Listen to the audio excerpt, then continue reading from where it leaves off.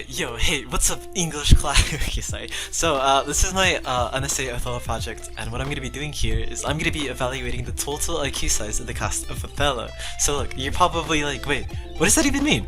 Well, let me explain. In the play, we all know that Iago is like this brilliant big brain mastermind, but was he truly all that big brain, or was like everyone in Othello super dumb? Like monkey level dumb? Like peanut walnut level dumb? Okay, but that's what we're gonna find out. In this video, I'll be going over the manipulation tactics that Iago used on his fellow dorkwad peers, and I'll be talking about how to not get manipulated, or how to manipulate others, depending how you want to use this information. But the first person I'm gonna talk about is the one who's most likely to be on the small brain meter, Rodrigo. Othello actually opens up with Rodrigo already being bamboozled by Iago right off the bat. So it starts off with Rodrigo questioning Iago. He's like, you know, how can I trust you? Aren't you kind of like the general of Othello or something? And Iago's like, yeah, sure, but that doesn't really mean anything. Like, I hate Othello. Screw Othello. Othello, more like lame fellow, am I right? Yeah, that guy, he's super old. And he's ugly. Okay, so it may not seem like it. Iago is already using his knowledge of manipulation at full throttle. What he's doing here is utilizing a psychological trick called similarity attraction effect, or something along those lines. People tend to be more attracted to people they can agree with, where Iago is pretty much emphasizing his shared hatred with Rodrigo. Iago continues to waste no time using his massive brain to continue manipulating Rodrigo. What he does next is reveal some stuff about himself, like his true intentions with Othello and how he's only pretending to like him.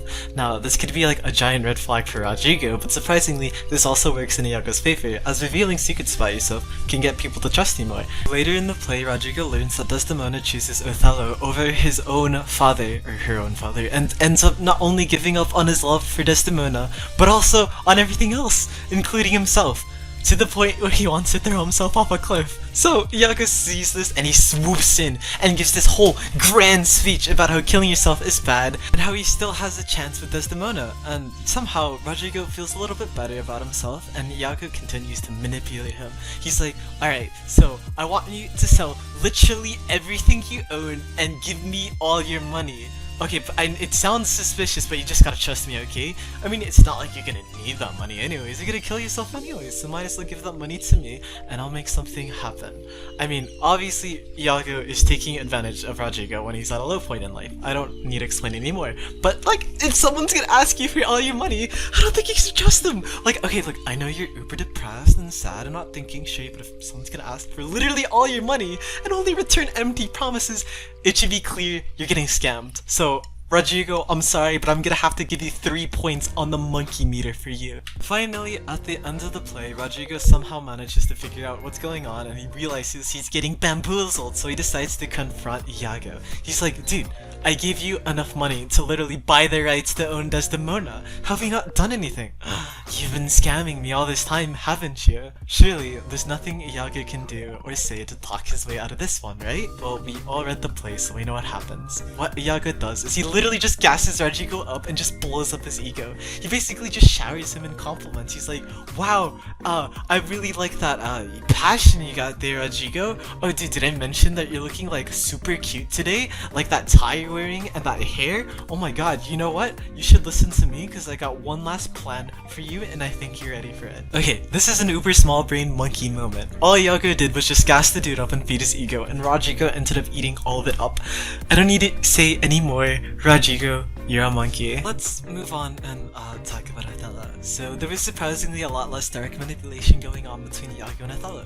Most of it was a lot of setup going on in the previous scenes, but what we'll be looking at is the turning point of the play that occurs during Act 3, Scene 3, where Iago somehow manages to convince Othello that his uber loyal wife, Desdemona, is having an affair with good boy Cassio. The scene opens with Othello talking about how much he loves his wife for wanting to genuinely help Cassio so much, and Iago sees this and he's like, haha, that's totally what's going on, haha, haha. Othello sees Iago suspiciously laughing to himself, and Othello's like, Iago, what the heck are you laughing at? Ha ha ha! Nothing at all, my lord. Haha. I just have some weird suspicions, but they probably don't even mean anything. You wouldn't want to know them anyways. He pretends to be conflicted about giving out this information and repeatedly explains how he doesn't want to cause any misunderstandings, which grabs on Othello's curiosity and only increases his paranoia, leaving him in a state prime for manipulation.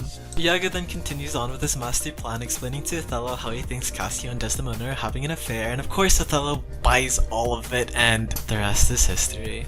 I mean, I can't really blame Othello for believing Iago, but my problem is how instead of talking this through with Desdemona, he decides to go through things in such a roundabout way, although again Iago is to blame as he convinces Tim to test out his theory by eavesdropping. There's still a couple characters that I didn't really get to talk about, like Amelia, Desdemona, and Cassio, but surprisingly there wasn't too much manipulation going on between them. It was really mainly just Iago manipulating Othello and Rodrigo, and sure, I could go ahead and talk about them, but I'm not gonna lie, I kinda started this video way too late, and I'm doing it very last minute, and I kind of like sleeping at night, so I'll just end the video here. But hopefully the video wasn't too boring, and hopefully you learned something about manipulation. And yeah, that's all I gotta say. Hopefully I get a good grade on this, and yes, thanks for watching.